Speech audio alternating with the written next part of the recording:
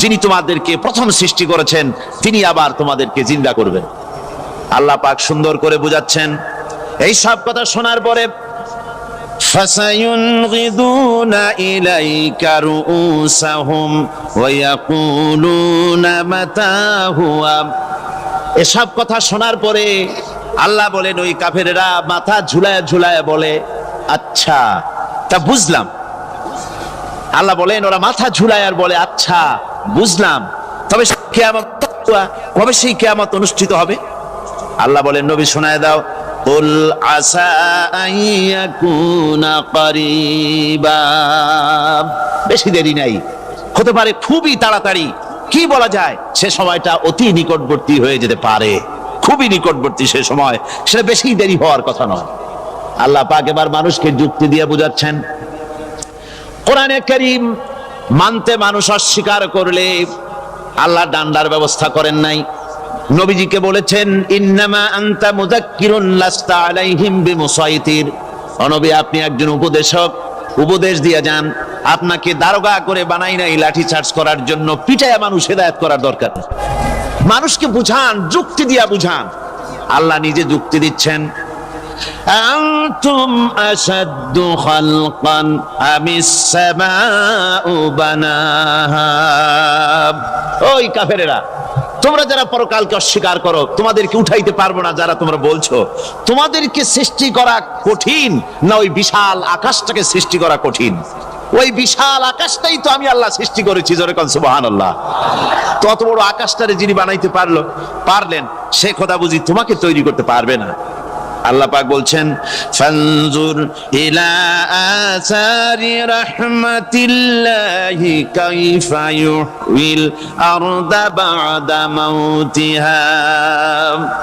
লক্ষ্য করে দেখো এই পৃথিবীর মাটিকে আল্লাহ কিভাবে জিন্দা করেন। মুর্দা মাটি, এই মাটি চৈত্র বৈশাখ মাসে প্রখর রোদে মাটি ফেরে চৌচির হয়ে যায়। এই ফেটে যাওয়া চৌচির মাটিতে আল্লাহ পাক বৃষ্টির পানি দিয়ে এই মাটিকে, এই মৃত্যু মাটিকে আল্লাহ পাক যেভাবে জিন্দা করেন, ইন্না যালিকা লামুহিল মাউতা ওয়া হুয়া আলা কুল্লি শাইইন কাদির। সে আল্লাহ পাক তোমরা মরলে পরে আবার এভাবে জিন্দা করতে পারবেন। জোরে কোন সুবহানাল্লাহ। আমার ভাইয়েরা, আল্লাহ পাকের পরে বলেন, দেখো মৃত্যু জমিনকে কেমনে জিন্দা করি।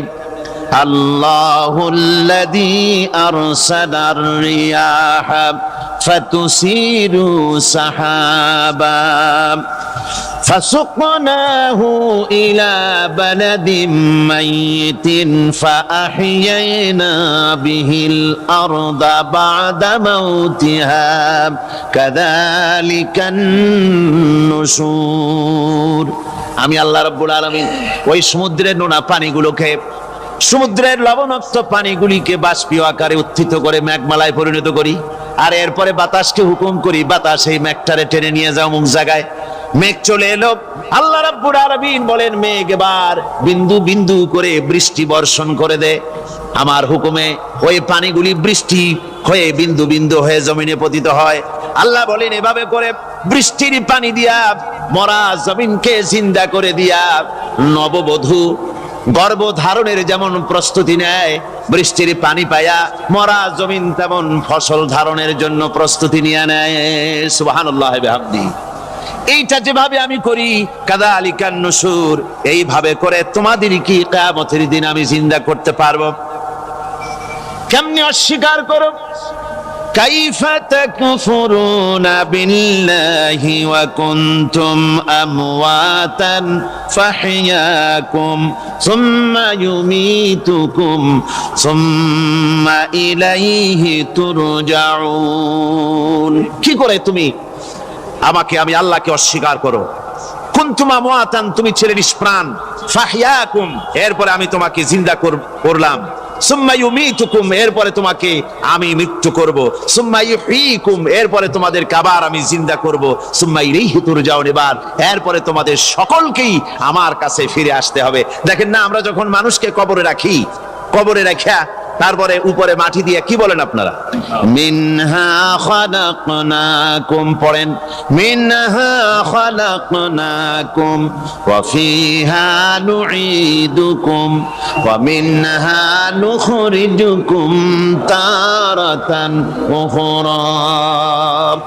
এ বান্দা, এই মাটি দিয়া তোরে তৈরি করা হয়েছিল, এ মাটির ভিতরে রেখে গেলাম, আবার এই মাটি থেকে আল্লাহ রব্বুল আলামিন তোমারে জিন্দা করবেন। কিয়ামতের ময়দানে সকলকে উঠতে হবে সেখানে আল্লাহর দরবারে। আল্লাহ পাক বলছেন, বান্দা কেমনে অস্বীকার করো?